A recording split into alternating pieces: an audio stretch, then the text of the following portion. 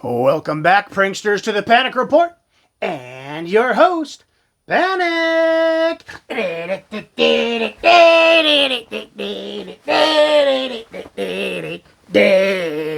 pranksters! Welcome back to the channel. I am your host, Panic. This is the Panic Report.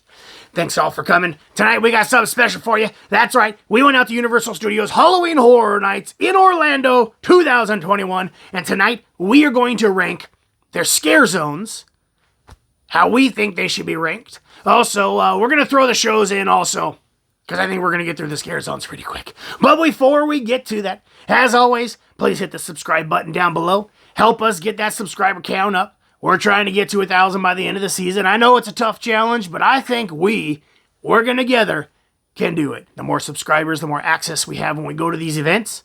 So come on, help us out and get there. Also, that thumbs up button, give it a smash. That's right. Also, leave a comment down below letting us know what scare zone is your favorite if you've been to the event. And if not, which one you think would be your favorite. So now, let's jump on in. That's right, Universal Studios Halloween Horror Nights Orlando 2021 Scare Zone Rankings. First, there's quite a few of them. 1, 2, 3, 4, 5, I believe. 5 of them. So my least favorite of them was a Crypt TV. Crypt TV is a YouTube channel, and they do little movie shorts. They had 6 or 7 little scenes set up along the side. It's hard to call some of the things they did this year scare zones because of the way that they set it up. And I don't know if it was set up that way because of what's going on right now, or if this is just what they wanted to do. Because some scare zones were actual scare zones, and then others just had things kind of off to the side. So this, to me, was more of a lot of photo ops, a lot of photo taking, and there was a little scene that was kind of set up on the side based on that movie and the characters that were in it, and they would kind of be up on these little stages. Some of them were kind of performing. There's I don't remember the character's name. He doesn't really have a face at all. I think it's like Smiley or something like that. And he would, stick his hands through this head and pull this head off. And he always had a crowd around because he was always doing some kind of performance. And like I said, there are all these like little stages with the characters standing on them. I think there was one area where there wasn't a stage, and they had a character on stilts, and they had this other like cool looking bird character that came out at you with a scare button. But besides that, everybody was on a stage kind of off to the side or behind a barricade, and so it's hard for me to call it a scare zone because it wasn't really there to be scared. It was to see these cool characters and get pictures with them. If you follow that and you know the story and you watched the movies. I unfortunately have been unable to watch those yet, but I'm going to. Seeing those characters definitely got me intrigued and wants to see where they came from and the stories behind them. So I'm really looking forward to that. So maybe that was the whole point, was to get people introduced to these characters for Crypt TV, to get them more followers and get their little movies seen even more. Hey, that worked, because I'm going to watch them. On to the next. Seek and Destroy. Now, this is a big scare zone over in the New York area, over by the Mummy. And it kind of sounded like it had a cool story. There's like this, I believe it was an alien race that came here, and they need our blood to use as fuel for their vehicles and all that. They had a big stage where they had a TV and a digital character up there that was talking live to people. So you could walk up and start talking to this live character that's on the screen. Super cool. It's hard to hear sometimes and understand the way they warped the voice to understand exactly what the god or whatever it was saying. And there was a couple characters walking on the stage. And then in the scare zone, it's very wide open. And they had towers on the side with guys up there with spotlights kind of shining them on you. And I think there were 2, maybe 3 things right in the middle, little platforms with somebody else on it, and then just a bunch of people in these white costumes with these masks on where you couldn't even see a face. It was just like this shield over them. They're all walking around with like, I believe it was like baseball bats and little batons and flashlights and a couple stilt characters. They'd kind of come up to you like they were going to hit you or something in a move. Maybe it's because the night that we went, it was busy, but not so busy. There were a ton of people there. So there was always more of the scare actors than there were actual people walking through it. So it was easy to see everybody coming. It wasn't super dark. It wasn't very foggy. You could tell that the scare actors were absolutely trying their best. They were out there killing themselves. It just fell a little flat for me. So that's why it's that far down on the list. On to the next is the 30 Years, 30 Fears. So 30 Years, 30 Fears is the entrance area when you first come in. And off to the sides, they have a couple, little platforms. They had girls dancing up on the top. And they have pictures of a bunch of the icon characters. And I thought that was going to be kind of the icon character hangout. That you could go there and they'd be sitting on the stages and you can get pictures of the icon characters. And that would have been the best. Amazing. I really wish that's what they would have done. But instead, this is just an area with some Stillwalker characters and some other random characters walking around, trying to scare you. But they are some down with you, some up on the platforms.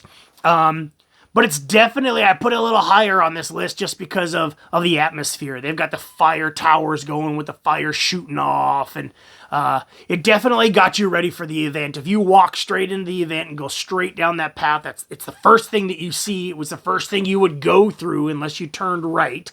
If you kept going straight. So it definitely set the mood for the night. And I thought it was good for what it was. But I wish it would have had the actual icon characters in it. Next is the Gorewood Forest. Now this is over kind of heading back towards Simpsons. There's a small little path with all these trees. There's all these creatures, but it's a very dark path. They fill it with fog, and there's just stilt creatures, and these creatures with these long arms coming out of these huts with scare buttons. And there's like this queen lady who stands up with this guy being tortured in this rack, and she's got a knife and she's doing this like arm thing. I don't know, my friends could tell you because they sat and watched her for quite a while doing this arm thing over and over again. Yes, Jesse or Steven, they'll let you know. Tell them in the comments below, guys, what she was doing with her arm. Anyways, it was very dark, very foggy, very cool. I liked this one. This was more of an actual scare zone because it was a smaller, tighter thing. They actually put theming everywhere, all up through the trees, glowing and lights, and it was really cool. I liked this one. But it is only second on the list. At number 1, Lights, Camera, Action, Eddie's Revenge. That's right, you walk into the park and you go right down, I believe it's Hollywood Boulevard. Hollywood something. I think that's what it's supposed to be.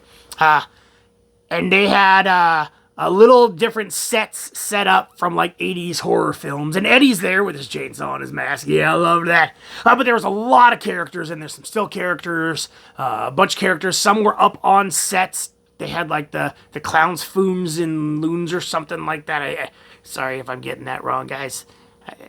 I just don't remember exactly what they're called, but they're like little clown things, and they had like a graveyard little scene, and they had like a food truck in the middle, and then one set that was being built. But then they also had a lot of talent running around down on the floor scaring people, like a real scare zone. They had stuff set up in the middle of the street, so you had to walk around it and weave in and out. I loved it. I thought this, hands down, was the best scare zone out there. Absolutely loved it. Wish I had a chance to go through it a couple more times. The first night we went through, we got there, it was too late. All the talent had already left. The second night, I think we walked through twice. Again, my absolute favorite scare zone there. Lights, Camera, Action, Eddie's Revenge. Then they had 2 shows this year. They had the Marathon of Mayhem Carnage Factory, which is their water show done out on the lagoon. And we kind of saw this off to one side a little bit. But I believe in years past, they've had like fireworks and real fire and all this other stuff. This was just water and projections. It was okay. It was cool. Like the music was kind of fun. They kind of went through a bunch of the different characters and haunt stuff. And good show, but if you miss it, don't worry about it. I don't think it's that big of a deal. Now, if you're into shows, and even if you're not into shows, I would absolutely recommend Halloween Nightmare Fuel. Now, this is over at the Fear Factor stage, or the old Fear Factor stage. I don't want to give too much away, but I would say it is a fire acrobatic dance illusion show. And the beginning of this show starts it off on such a high note that is going to absolutely catch you off guard. And then everything after it just keeps getting better. And it keeps going, and it keeps going. The performer's energy level absolutely never drops. It is definitely more adult than anything else at Haunt this year. There's some very risque costumes. There's some very adult dance moves. And I appreciate the adultness of it. Haunted events used to be, especially these Universal, were very adult, and they catered towards the adult with the dancers and all this stuff, especially with the Bill and Ted show and some other things. And then somewhere along the line, we've changed Halloween, especially at some of these bigger events, to become more family-oriented. And nothing against family stuff, but that's a Disney thing. There's a reason why people go to these more adult events, which it is because they've got alcohol all over the park. They've got special food booths. They kind of did a little food thing. But alcohol everywhere. It's more adult. But this was the only thing that really felt adult without going too far. I mean, they didn't go too far at all. But it definitely felt adult. And I appreciated that. It felt like I was back in the 90s time when that was the thing. When you go to haunts, is adult things. And, the guys with their shirts off and the girls wearing skimpy costumes and everybody's dancing and having a good time. And it was amazing. Like I said, the energy level was beyond what you're going to see anywhere. The show production was amazing. Fire everywhere, which is always awesome. We're on fire. So I highly recommend that you take the time, take a break, and go see Halloween Nightmare Fuel if you get a chance when you're there. I believe it was about a half an hour-ish show. You got to get there early to get in line because they fill up quick. I'd see an earlier show than a later show, but then you don't want to see it so early that it's still daylight outside, so then see the next one. If that makes any sense at all. But again, highly recommended. Absolutely loved it. Made the event feel more complete with a show like that. And the scare zones that we just went over. So that's it for this time. Like I said, put in the comments below if you've been to the event, if you agree with my order on the scare zones, or what you would change, and if you haven't been to the event, not going to be able to make it, which one sounds like you would enjoy that one most. Also, be sure to share with your friends. Hit the subscribe button down below. Become a prankster and join the rest of us. Also, that's right. Give it a smash. Help us grow our numbers, get our subscribe count up. Liking every video absolutely helps us do that. Thank you, pranksters, once again for joining me. And as always, scare you later.